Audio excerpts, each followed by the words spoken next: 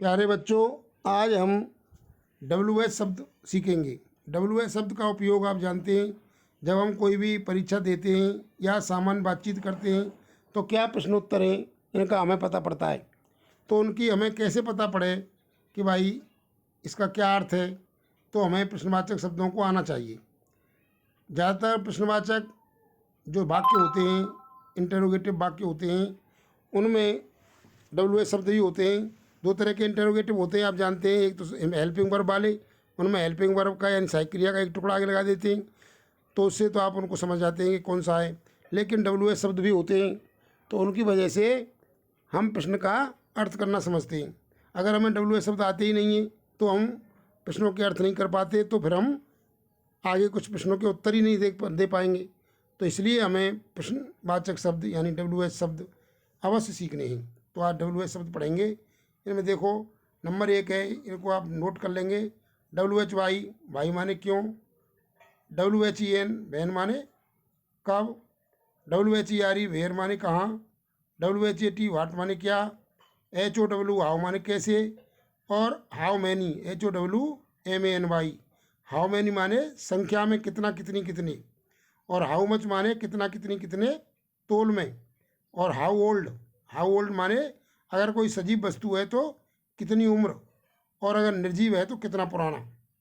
How far माने कितनी दूर, और हाउ लॉन्ग माने कितना समय। ये इनको लिख करके याद करेंगे आप। हु WHO हु माने कौन या किसने, और बहुवचन में किन्होंने। और इसका दूसरा है WHOSE हुज माने किसका किसकी किसके, और बहुवचन में किनका किनकी किनके। और WHOM हुम माने किसको या बहुवचन में किनको। और इसी को हम आगे बढ़ाते हैं तो हाउ मैनी टाइम्स या हाउ ऑफन, ये होता है कितनी बार। और इन वाट वे या हाउ ऑफन, तो हाउ ऑफन तो यहाँ दे दिया। इन वाट वे या हाउ मैनर, तो ये हाउ मैनर शायद नीचे है, दोबारा से बताएंगे इसको, आगे देखते हैं। चलो देखो, हाउ ऑफन माने कितनी बार, मैंने लिखे हुए हैं HOWOFTEN, देख लेना। और इन वाट वे माने किस तरह से, हाउ मैनर माने भी किस तरह से।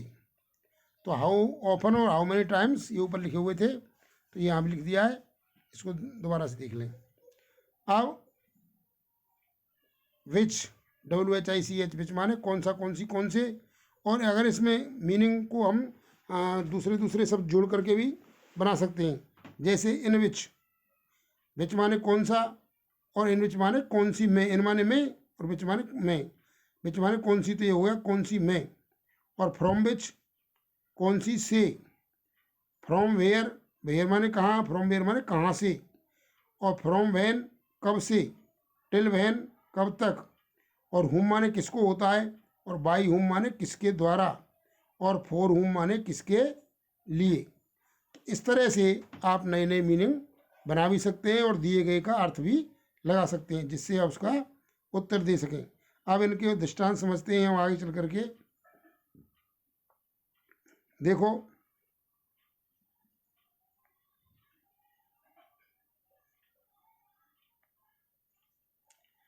मोहन की भैंस कितना दूध देती है, तो दूध है ये, कितना दूध, इसका मतलब है ये तोल में है, तो इसमें हाउ मच का आया अर्थ। हाउ मच माने कितना, और दूध इसमें जुड़ा हुआ है, तो how much milk does Mohan स काउ गिव, ये हो जाएगा। अब देखो, मोहन की भैंस कितने लीटर दूध देती है, तो इसमें क्या होगा कि कितने लीटर, तो ये उसकी संख्या है, तो इसमें होगा how many litres milk does Mohan's cow give. तो इनका अर्थ समझेंगे कि भाई मात्रा में होगा तो उसमें हाउ मच आएगा, और अगर गिनती में होगा तो हाउ मैनी आएगा। अब आगे आता है मीरा कौन सी कक्षा में पढ़ती है, तो ये तो अब तुम पढ़ते चले आ रहे हो, तो कौन सी कक्षा मतलब in which class does Meera read. Meera एक दिन में कितनी बार सोती है, तो हाउ मैनी टाइम्स या हाउ ऑफन माने कितनी बार,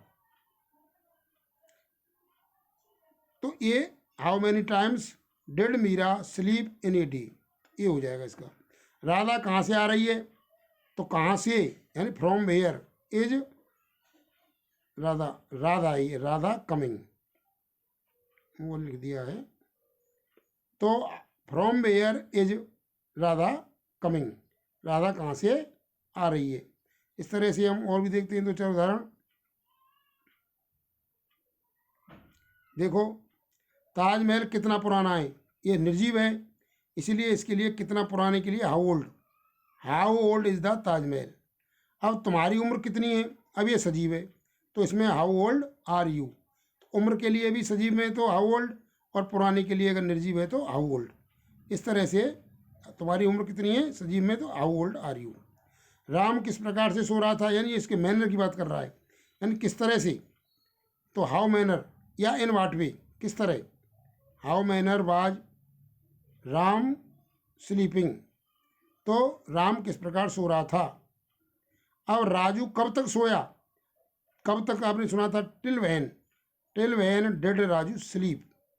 भरतपुर कौन गया, अब देखो ये इस तरह से हैं, ये दो वाक्य, दो शब्द ऐसे हैं, और दूसरे भी बन सकते हैं जो कर्ता को पूछता हो, तो फिर उसमें वो साधारण वाक्य की तरह बनाया जाता है, इस बात का ध्यान रखेंगे। जैसे अगर इंटेरोगेटिव बनते हैं तो आप देख रहे हैं कि इंटेरोगेटिव वर्ड आता है पहले डब्ल्यू शब्द, फिर उसके बाद हेल्पिंग वर्ब आती है। लेकिन अगर कर्ता को ही पूछ रहा हो तो उसमें सीधी सीधी साधारण वाक्य की तरह बनाया जाता है। भरतपुर कौन गया, यानी कौन भरतपुर गया, इसका क्या होगा कि हु वेंट टू भरतपुर। ऐसे नहीं कि हु डिड और फिर कर्ता, कर्ता है ही नहीं, ये कर्ता को पूछ रहा है। इन वाक्यों को विशेष ध्यान रखेंगे कि ऐसे वाक्य जो कर्ता को पूछते हों तो वो सिंपल कैसे बनेंगे, इंटरोगेटिव होंगे तो सिंपल बनेंगे, और इंटरोगेटिव नेगेटिव होंगे तो नेगेटिव बनेंगे। तो ये सब सिंपल हैं, इंटरोगेटिव हैं तो ये सिंपल बनेंगे। कौन भरतपुर गया, हु वेंट टू भरतपुर। और कितने विद्यार्थी, कल कितने विद्यार्थी आए, तो यहाँ भी कर्ता को पूछ रहे हैं, तो how many students came yesterday. तो इस तरह से आप डब्ल्यू शब्दों को सीखेंगे, याद कर लेंगे और फिर इनका उपयोग करना सीखेंगे, जिससे परीक्षा में आप सही सही उत्तर दे सकें। क्योंकि पैसेज में भी आते हैं ये, और वैसे क्वेश्चन भी पूछे जाते हैं किताबों में से, तो भी आपको पता होना चाहिए कि भाई ये क्या पूछ रहा है। इसलिए आप इनको ढंग से याद करेंगे और उपयोग करना सीखेंगे, बार बार वीडियो को देखेंगे तो आपको बहुत ही अच्छा हो जाएगा। नए नए वर्ड मीनिंग जो डब्ल्यू शब्द वाले में आप बना भी सकते हैं। इस तरह से आप सीखेंगे और आगे बढ़ेंगे। धन्यवाद।